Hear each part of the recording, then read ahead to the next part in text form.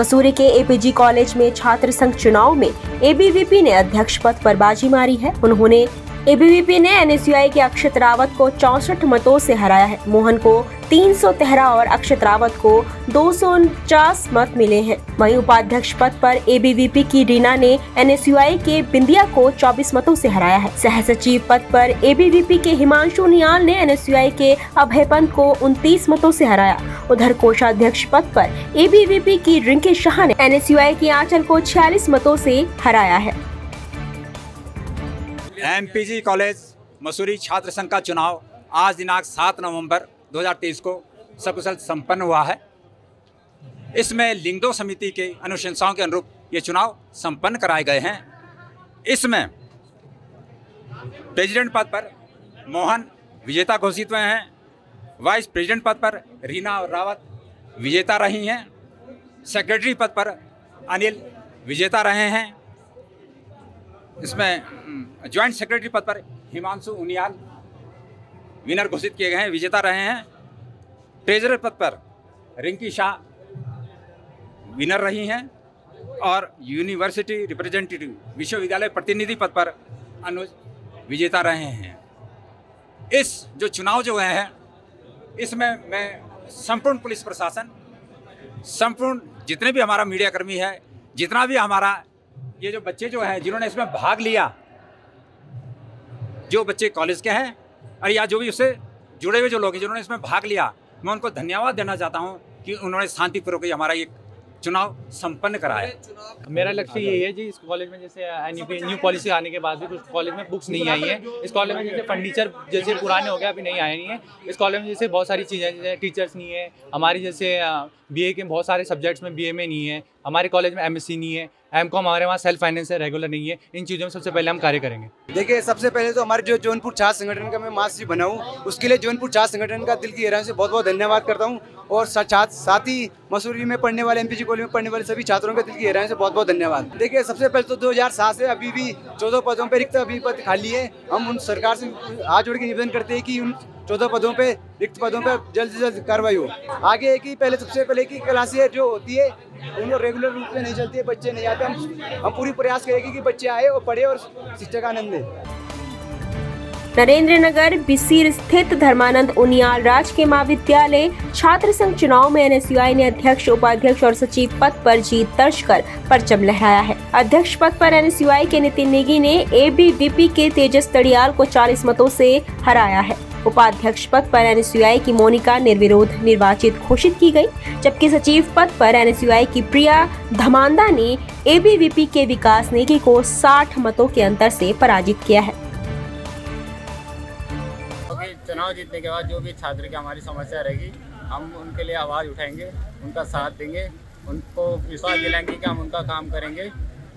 आगे छात्रों में अगर कोई समस्या आएगी, कोई अगर किसी भी प्रकार की समस्या आएगी तो उसको जल्द से जल्द हल करने की कोशिश करेंगे। धन्यवाद।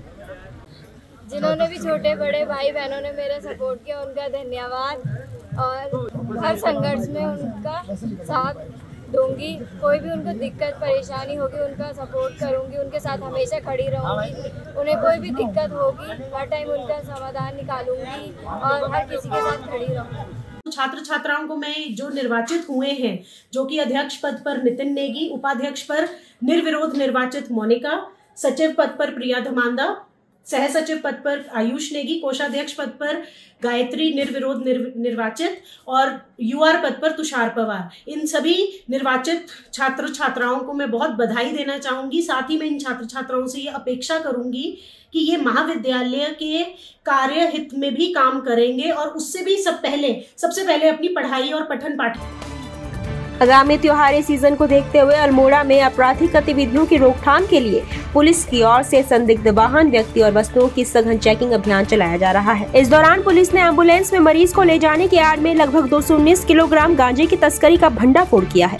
पकड़ी गई गांजे की कीमत 32 लाख रुपए से ज्यादा की बताई जा रही है। वहीं इस दौरान एक आरोपी फरार हो गया, जबकि चालक को पुलिस ने गिरफ्तार कर लिया है। साथ ही एम्बुलेंस को भी सीज कर दिया गया है। उधर फरार अभियुक्त की तलाश जारी है। हमारे प्रदेश के यशस्वी माननीय मुख्यमंत्री महोदय द्वारा पूरे प्रदेश को एक ड्रग्स फ्री प्रदेश के रूप में 2025 तक मुक्त करने के उद्देश्य से सभी को निर्देशित किया गया है। उसी के अनुपालन में वरिष्ठ पुलिस अधीक्षक अल्मोड़ा द्वारा सभी सीओज को, सभी थाना अध्यक्षों को एक निर्देश दिया गया है कि आप सभी लोग अपने क्षेत्र में सघन चेकिंग करें और मादक पदार्थों की अधिक से अधिक बरामदगी करें। तो इसी के अनुपालन में कल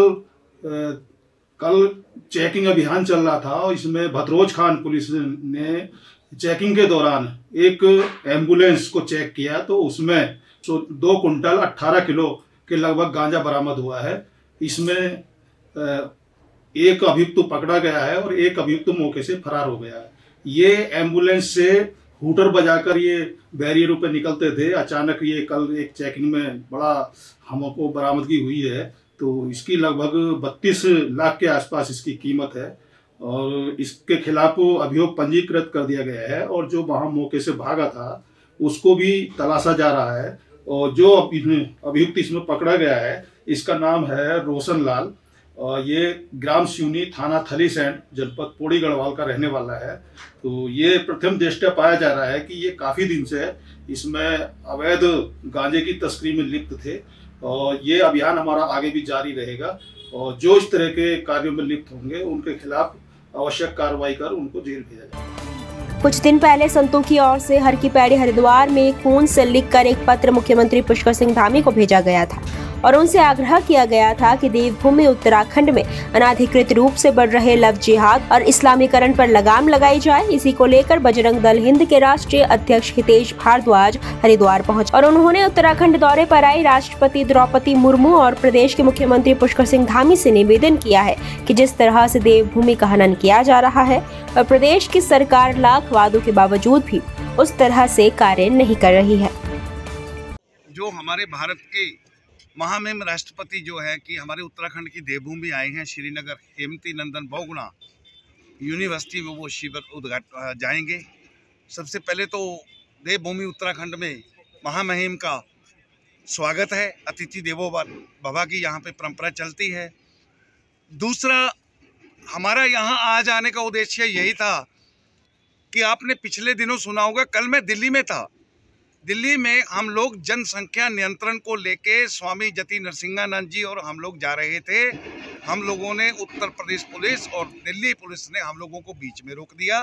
क्या भारत के लोकतंत्र में अपनी आवाज उठाना कोई गुनाह है क्या?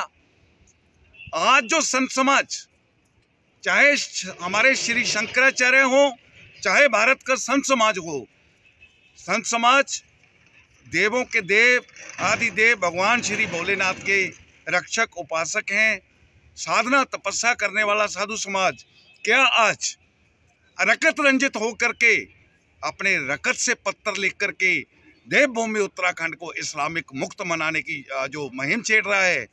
सरकार, जो यहाँ की भाजपा सरकार है, उनकी अनदेखी कर रही है। क्या ये दायित्व हमारे सिर्फ साधु समाज का है कि साधु समाज को अपना ध्यान, अपनी तपस्या छोड़ करके अपने रकत से देवभूमि उत्तराखंड को इस्लामिक मुक्त बनाने के लिए पत्र लिखने पड़े और उनको यहाँ हर की पौड़ी से हरिद्वार तक पद यात्रा निकालनी पड़े? भारतीय जनता पार्टी की सरकार है। पुष्कर सिंह धामी जी को, हमारे भाई है वो, उनको विशेष रूप से कहना चाहेंगे कि संत समाज का जो कार्य है, जो उनकी कार्य पद्धति है, उनकी पाठ पूजा की कार्य पद्धति, उसको वैसे ही रहने दीजिए। संत समाज को रकत रंजित मत कीजिए, ऐसी नौबत ना आए। उत्तराखंड को जो आज दूषित करने की परंपरा और ये कुंठित राजनीति इस्लामिक जिहादियों द्वारा की जा रही है, हिंदू सुरक्षा परिषद, बजरंग दल हिंद इसका डट करके विरोध करता है। हम स्वामी जति नरसिंहानंद जी के साथ में, पूरे संत समाज में उनके साथ में डट करके खड़े हैं। नहीं तो कहीं ऐसा ना हो कि इस्लामिक जिहादियों से टक्कर लेने के चक्कर में हमको पूरे भारतवर्ष को निमंत्रण देना पड़े और हर की पौड़ी से लाखों की संख्या लेकर के फिर हम जो है मुख्यमंत्री निवास की तरफ कूच करेंगे अभी भी सरकार के पास समय है। संत समाज की गरिमा को देखते हुए उनको रकत रंजित ना करवाएं। उनका खून हमारे लिए बहुत कीमती है। आदिकाल से जब भी धर्म की हानि हुई है, संत समाज ऊपर उठ करके आया है। आज देवभूमि में जो इस्लामिक जिहाद, जो लव जिहाद, जगह जगह पे मदरसे, जगह जगह पे मस्जिद बन रही हैं, इससे जो है कि हमारी संस्कृति दूषित हो रही है।